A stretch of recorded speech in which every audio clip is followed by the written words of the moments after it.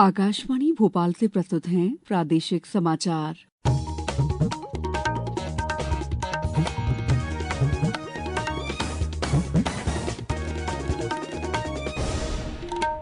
नमस्कार, समाचारों के साथ मैं दीपा सिंह। सबसे पहले मुख्य समाचार। प्रधानमंत्री नरेंद्र मोदी आज मालदा से भारत की पहली वंदे भारत स्लीपर ट्रेन को हरी झंडी दिखाएंगे।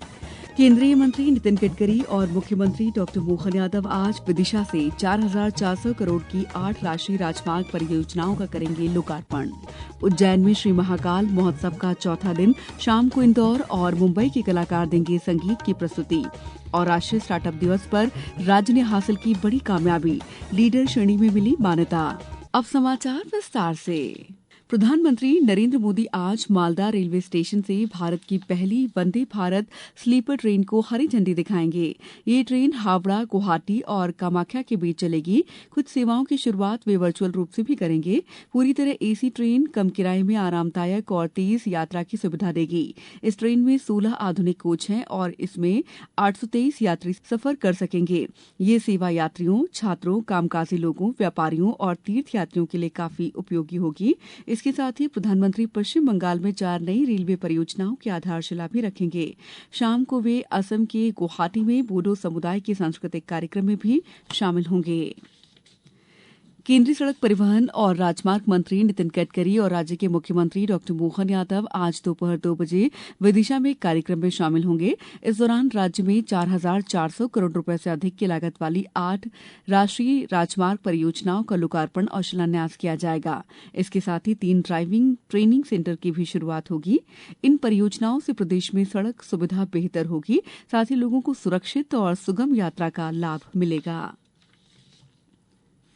केंद्रीय इलेक्ट्रॉनिक्स और सूचना प्रौद्योगिकी मंत्री अश्विनी वैष्णव ने कहा है कि सही नीतियों और आर्थिक मदद से भारत में नई तकनीक का विकास तेजी से हो रहा है। उन्होंने बताया कि आज देश के करीब 80% स्टार्टअप आर्टिफिशियल इंटेलिजेंस पर आधारित हैं। श्री वैष्णव ने कहा कि इंडिया सेमीकंडक्टर मिशन के तहत अब तक 23 स्टार्टअप को सहायता दी जा चुकी है। उन्होंने बताया कि सेमिकॉन इंडिया 2025 में $1 अरब के डीप टेक अलायंस की घोषणा की गई थी। उन्होंने बताया कि 1 लाख करोड़ रुपए का अनुसंधान और नवाचार कोष भी तकनीकी विकास को मजबूत कर रहा है। मुख्यमंत्री डॉक्टर मोहन यादव के नेतृत्व में राज्य एक बार फिर वर्ल्ड इकोनॉमिक फोरम 2026 में भाग लेने जा रहा है। 19 जनवरी से दावोस में शुरू होने वाले इकोनॉमिक फोरम में राज्य सरकार निवेश और उद्योग के नए अवसरों को सामने रखेगी। वे कंपनियों को manufacturing, renewable energy, logistics, textile, chemical और फूड प्रोसेसिंग जैसे क्षेत्रों में निवेश के लिए आमंत्रण देंगे। इस बार वर्ल्ड इकोनॉमिक फोरम की थीम संवाद और सहयोग पर आधारित है। मुख्यमंत्री डॉक्टर मोहन यादव ने कल नर्मदापुरम जिले के माकन नगर से लाडली बहना योजना की 32वीं किस्त जारी की। इस दौरान प्रदेश के 1 करोड़ 25 लाख से अधिक लाडली बहनों के खातों में 1836 करोड़ रुपए से ज्यादा की राशि डाली गई। लाडली बहना योजना के लाभार्थियों को 1,500 रुपए हर महीने दिए जा रहे हैं। लाडली बहना के लिए तो 1 करोड़ 25 लाख 31 हजार से अधिक खातों में 1,836 करोड़ की राशि का अंतरण कर रहा हूं, जिसमें अकेले नर्मदापुरम की 2 लाख बहनें शामिल हैं। आपकी जानकारी के लिए बता दूं, इस जनवरी तक आते आते 50,000 करोड़ की राशि बहनों के खाते में गई है। बहनों के खाते में 1,000 से शुरू हुई, गए बार रक्षाबंधन से 1,250, इस बार भाई दूज से 1,500। ये हमारे भाई बहनों का संबंध है, बहनों की जिंदगी बेहतर करने के लिए। ये समाचार आप आकाशवाणी मध्य प्रदेश से सुन रहे हैं। ये समाचार बुलेटिन YouTube पर Madhya Pradesh news all India radio channel पर और Facebook साथ ही X प्लेटफॉर्म पर AIR न्यूज भोपाल पर सुने जा सकते हैं। इसके अलावा आप हमारी वेबसाइट newsonair.gov.in पर अथवा न्यूज ऑन AIR ऐप पर भी समाचार सुन सकते हैं। ब्रेक के बाद समाचारों में आपका एक बार फिर स्वागत है। भगवान महाकाल की नगरी उज्जैन में चल रहे 5 दिवसीय श्री महाकाल महोत्सव का आज चौथा दिन है।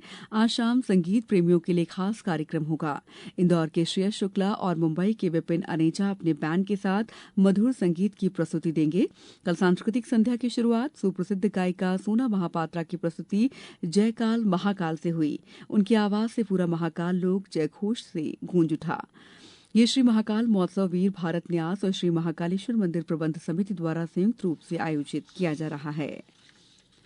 प्रधानमंत्री नरेंद्र मोदी ने कहा है कि सरकार कृषि में सस्टेनेबल विकास और पर्यावरण संरक्षण के प्रति प्रतिबद्ध है। उन्होंने बताया कि रासायनिक खाद पर निर्भरता कम करना और मिट्टी की उपजाऊ शक्ति बनाए रखना उनकी प्राथमिकता है। रायसेन जिले के पीपलखेड़ा गांव के किसान धीरेन्द्र सिंह कुशवाहा ने इस पहल का लाभ उठाकर अपनी खेती में सुधार किया है। आने वाले समय में जिस ढंग से वैज्ञानिकों की मान्यता है कि जल स्तर गिरने के कारण पानी की कमी महसूस होगी और ड्रिप इरिगेशन एक ऐसा माध्यम बनेगा कि निश्चित रूप से किसानों को कम से कम पानी में अधिकतम उत्पादन दिलाने की ये क्षमता रखता है।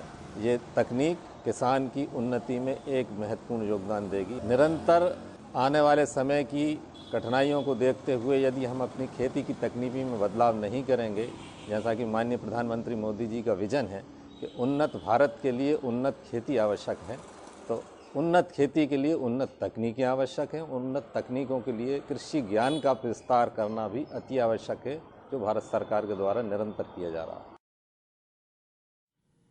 राष्ट्रीय स्टार्टअप दिवस पर राज्य ने एक बड़ी कामयाबी हासिल की है। राज्य को लीडर श्रेणी में मान्यता दी गई है।